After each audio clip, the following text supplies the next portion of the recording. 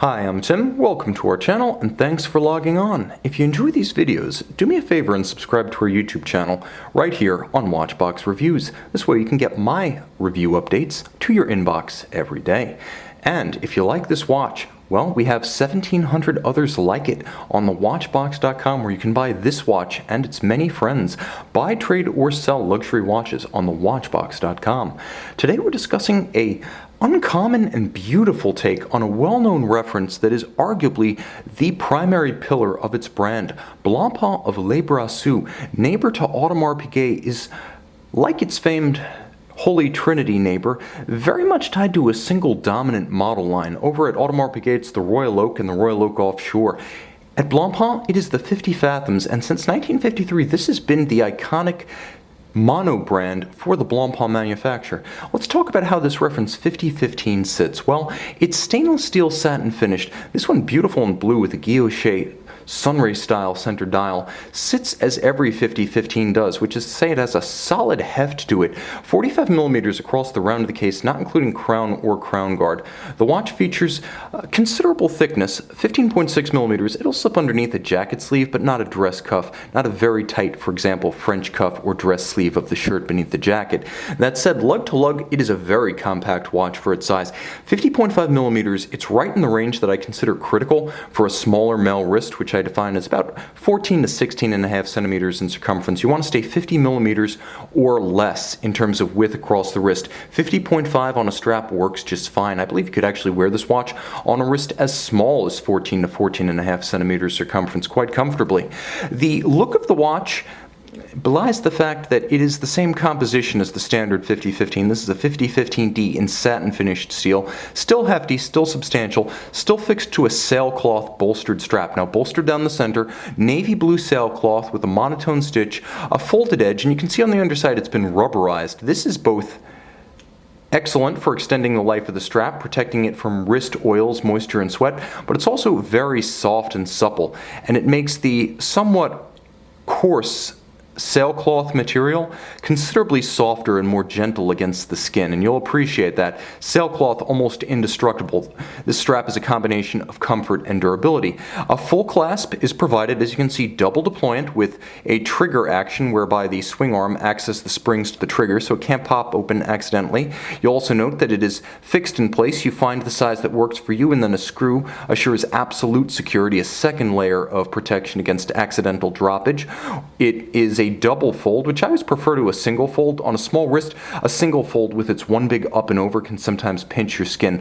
A double fold almost never does. Now turning back to the watch itself, you can see the case lines are generous but simple.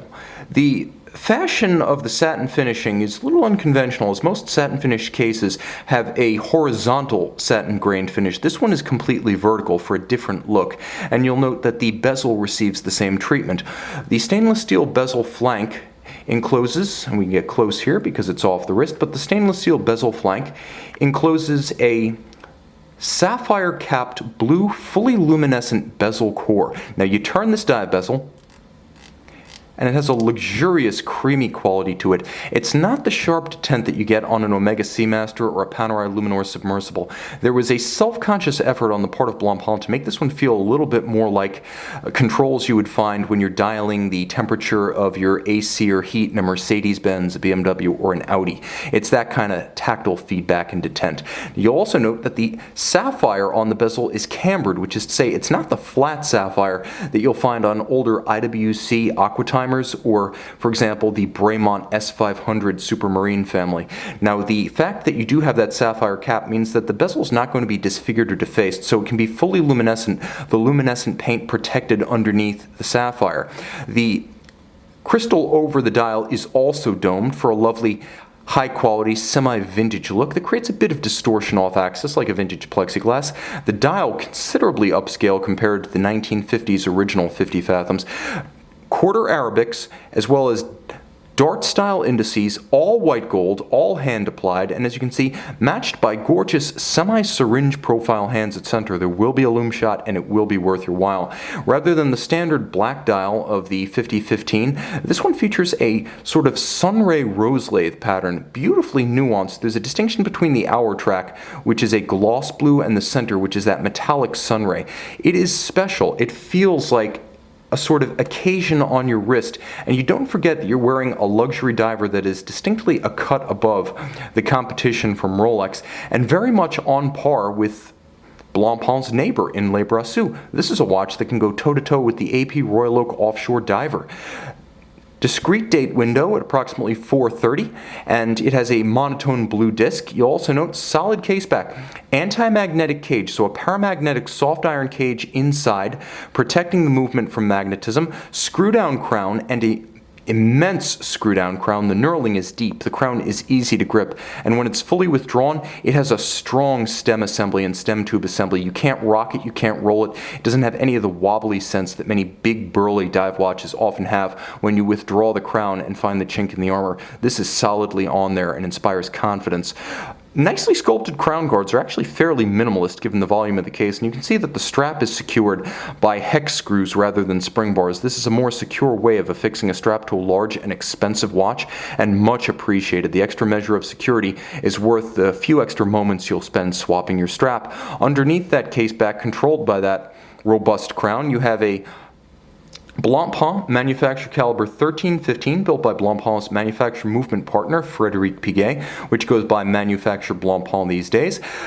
It has a robust 5-day power reserve, automatic winding. You can see hacking seconds, so you can synchronize to a reference time. It also features a quick set for the date. Now, when you do manually wind it, and this is a wonderful piece of trivia, if you want to energize your watch the old-fashioned way, rather than letting it wind itself, you're going to find that it takes 108 turns to energize the 3 mainspring barrels of the caliber 1315. 35 jewels and entirely hand-finished. Though it does not have a display caseback, you will not be disappointed if you ever get to look at it at your watchmaker's shop. It's finished the way a Blancpain should be, which is to say it does rival Audemars Piguet, and in my experience even surpasses the finish of something like an Audemars Piguet 3126 and a Royal Oak Offshore. Finally, it is a free-sprung and robust architecture that beats away at 4 Hz or 28,800 vibrations per hour, so it's resistant to vibration and shock vibration and shock-induced timing deviation. A high horology movement, a high horology watch, but an unconventional aesthetic for a 50 Fathoms. This satin-finished case is a little bit understated by 50 Fathoms standards, and the dial perhaps is a bit more expressive. If that tandem captures your imagination, you can see and you can buy this one on our website. And we're back with the Blancpain 50 Fathoms, reference 5015D. Big and blue by day, gloriously green by night. And you can see, thanks to the sapphire cap on the bezel, the entire bezel can be generously lumed with no risk of losing that Luminova paint. You can also see the polished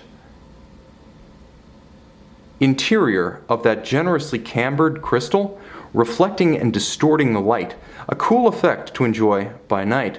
It's a little bit fatuous, but it is fabulous. See it and own it on our website.